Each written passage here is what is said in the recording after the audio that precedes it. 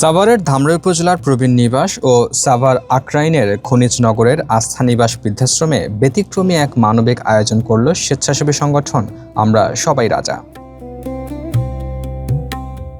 এই আয়োজনের জন্য দেওয়ানবাগ শরীফের খামার থেকে দেয়া হয় একটি দুম্বা, আর সেই দুম্বা জবাই থেকে শুরু করে রান্না, কাটাকাটি এবং খাবার পরিবেশনের পুরো কাজটাই নিজেদের হাতে সম্পন্ন করেন আমরা সবাই রাজা টিম।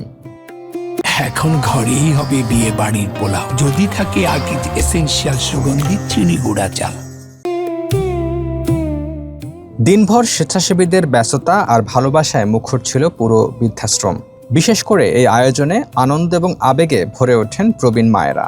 এখন কেমন আছেন? এখানে ভালো আছেন না? হ্যাঁ, খাবার দাবার ভালো খান?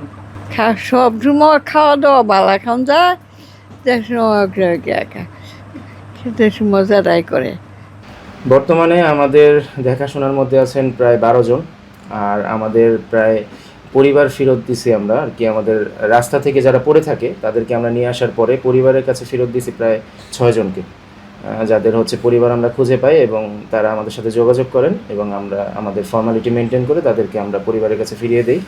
আমাদের মূল লক্ষ্য হচ্ছে পরিবার তাদেরকে রাখবে, তাদেরকে যত্ন নেবে, তারা পরিবারের কাছে ভালো থাকবে। তার আগ পর্যন্ত আমরাই তাদের পরিবার। আমরা কখনোই বুঝতে দিতে চাই না যে তাদের পরিবার নেই, তাদের সন্তান নেই। আমরাই তাদের পরিবার, আমরাই তাদের সন্তান।